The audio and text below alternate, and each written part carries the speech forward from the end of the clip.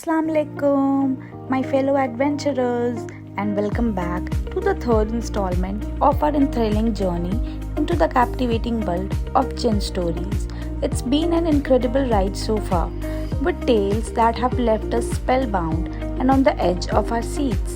In this chapter, we are delving deeper into the mystique, so buckle up because this adventure is about to take an even more thrilling turn. Plug in the earphones, switch off the light as we dive into the first story. I am 17 and this story happened when I was in London. My family went to Wales for a wedding. Since I had my exams, I wasn't able to join them. As a result, I stayed home alone, revising and having friends over. It was all fun and games at first. Then came the third day of me being home alone. I woke up that day super late and felt really lethargic.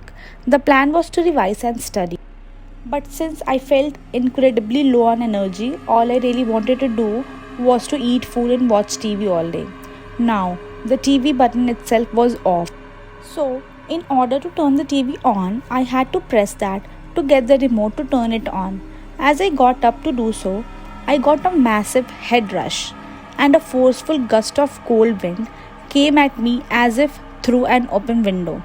But that wasn't possible since I had ensured that they were all closed for my own safety. I sat back on the sofa to let the dizziness pass and after a few seconds got back up again. I made my way towards the TV and saw something in the reflection that I will never forget. I saw tall, slim, shadowed man was just standing in the middle of the room facing me, just a tall black figure. At this point, all I remember was what happened afterwards. I ran, took the house key, locked the door, and fled from the house. I went to a family friend's home who lived a mile away. This was really the first time I had seen anything like this so clearly. Over the years, I still tend to see dark shadows lingering around the house, but I have learned not to be afraid. We come from a moderate to strict Muslim background and pray 5 times a day, so I don't believe the presence will harm us. But it's always nerve wracking to see these things. Guys, today I have read so many stories and I have chosen only 3 stories. And I'm home alone and I'm already getting chills. But anyway, let's dive into the next story.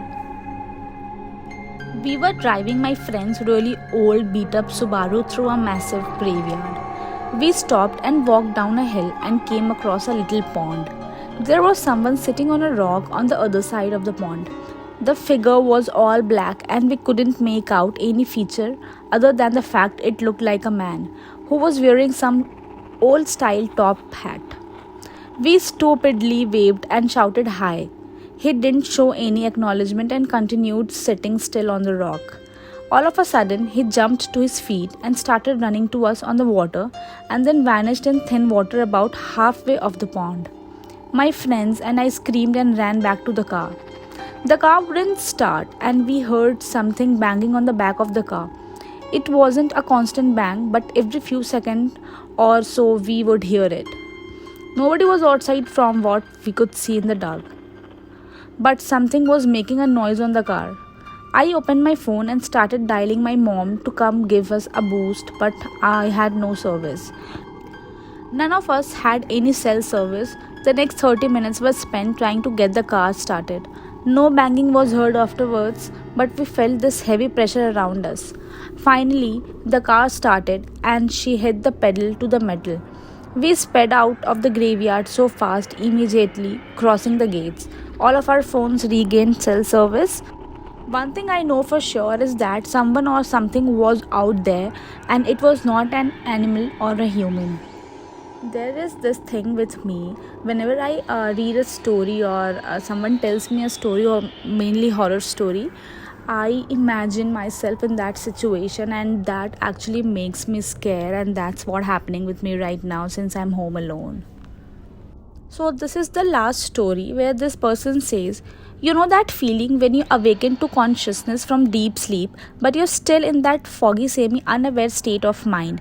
Well, I would usually be awoken to that state every time my cat would jump onto my bed in the middle of the night, purr really loudly, and eventually curl up next to my leg and keep me super warm throughout the night. This happened every night, filling me with the feeling of warmth and comfort.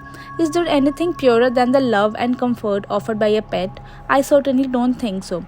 Until one night in a particular, on this night, I was conscious enough to remember something that a cat had died several months ago, and I was habitual about keeping my doors closed at night so nothing would be able to get in. When I remembered this, I instantly became wide awake with fear and froze in a place as I could still feel the cat on my bed and hear it purr. I suddenly used my legs to kick the cat off the bed and heard a loud thunk as it fell to the floor. I scrambled to the light which was at the edge of the bed and turned it on as fast as I could. There was nothing there. Needless to say, I was shaken, and what's worse, I was losing entire nights worth of sleep because happened repeatedly. I thought I was going crazy.